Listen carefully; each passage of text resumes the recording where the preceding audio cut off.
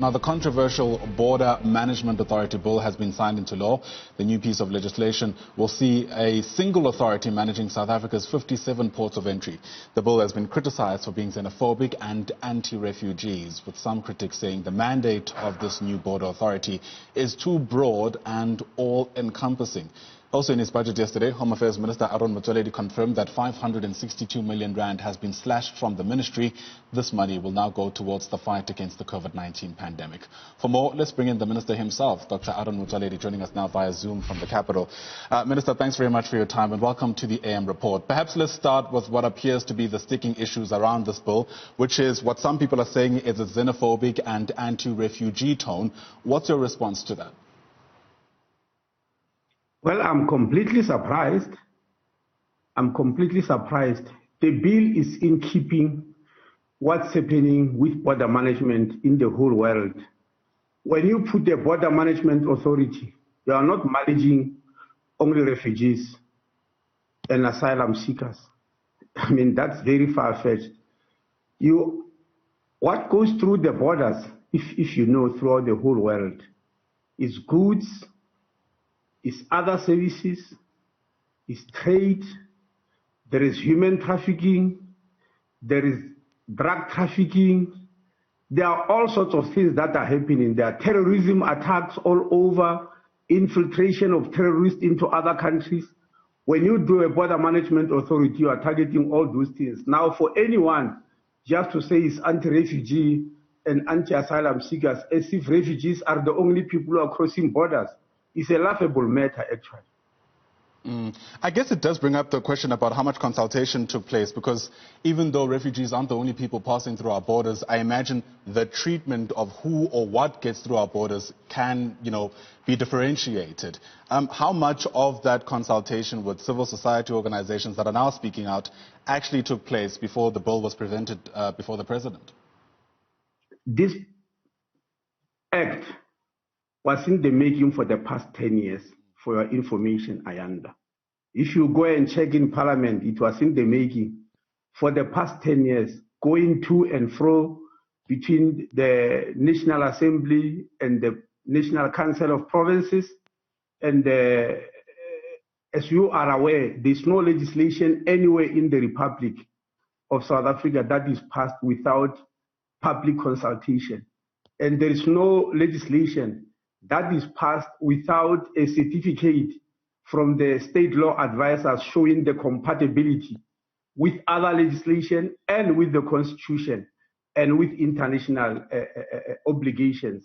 And lastly, there's no legislation which is passed without the certificate of AISA.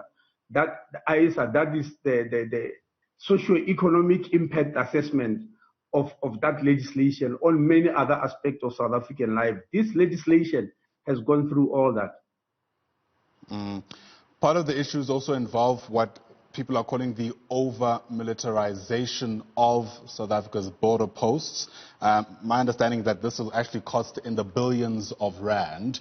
What was the thinking behind that? And perhaps as you answer that question, take us through how much the entire initiative or project is likely to cost the country. Well, look, to answer that question, maybe you need to have studied what's happening presently at the borders. You are talking as if nothing at all is taking place at the borders, at our ports of entry.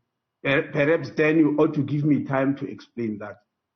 South Africa has got 72 ports of entry. That means gates through which people can come into this country.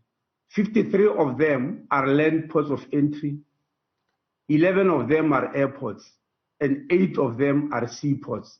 If you visit them, you'll find that there are 6 state entities that are operating there.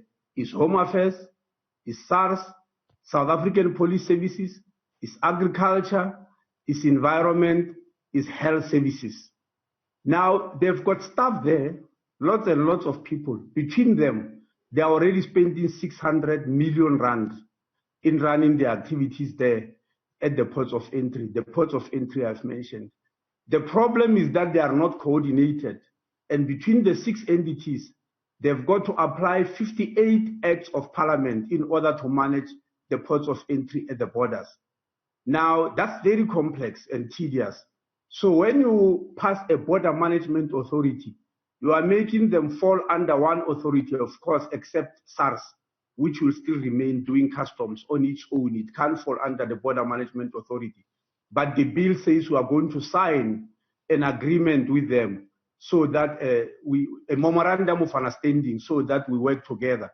Now that money is already being spent. All that is going to happen is to put the people there under one authority, and the 600 million rand be transferred to the border management authority, so that we have got one authority using an overarching act that controls them, unlike now where everybody is using their own acts and there's no coordination.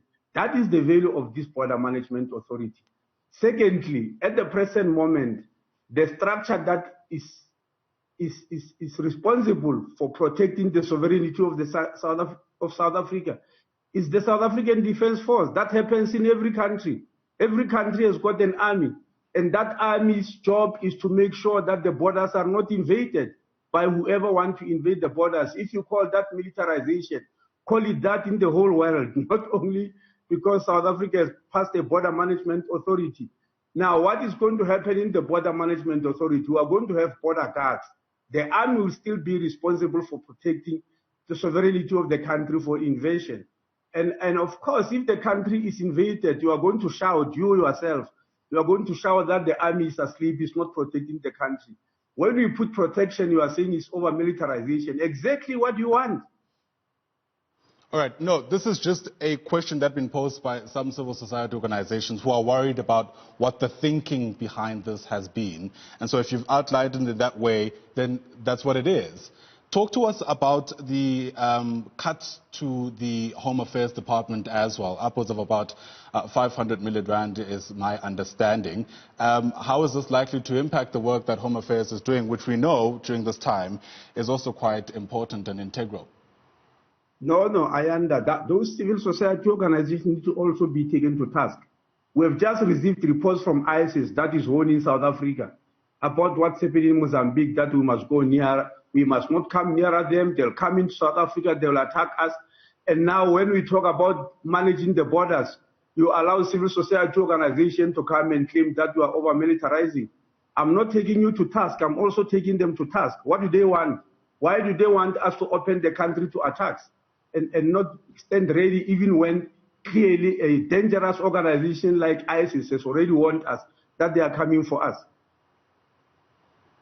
All right. If that is the case, is there room for, I guess, trying to ensure that whilst we still safeguard South Africa's national security interests, we're not also putting some refugees and asylum seekers, quote unquote, in the firing line? And I guess it comes back to the idea of being able to make a distinction about the treatment of those two different issues.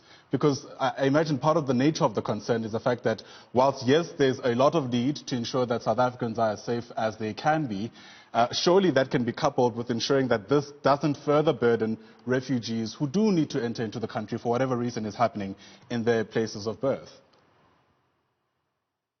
The entry of refugees in the country, Ayanda, is governed by the Refugee Act of 1998. Our Refugee Act is shaped along the lines of the United Nations 1951 Convention. And that convention is very clear and unambiguous, is straightforward, that any person who comes around your border and declare that they want to apply for asylum or for refugee status, you have got to allow them in, provided, and I'm emphasizing that, provided that within a reasonable time, they report themselves at the nearest refugee reception center. South Africa has got 5 refugee reception centers, and South Africa has accepted that the reasonable time through which people must report is 5 days. So when they arrive there, they are given a permit for 5 days. Then they arrive at the refugee reception center. Then they are given a Section 22 permit, which says for the next 3 to 6 months, you are allowed to come into South Africa, even if you might have come illegally, but you are allowed to be there applying for asylum. That is what the United Nations Convention is saying. Now, The convention clearly said for people to acquire asylum, they need to prove two different things. One, if they come from a country where there's war, any country that is a signatory to the convention has to accept them. Secondly, if they can prove that they are being persecuted in countries where they come from for political reasons, for sexual orientation, for religious activities, for traditional practice and beliefs, then they must prove it and they must be allowed for asylum. And South Africa is using those laws. Now, when we want to put a law to manage our borders and we are being told then that we are going to interfere with refugees, I actually get confused what people are talking about. All right, we're going to have to leave it there. Thank you very much for your time, Minister, and for clarifying some of these issues. I imagine, of course, continual open dialogue is critical as we try navigate some of these complexities. Ayanda Nyathi is the Minister of Home Affairs.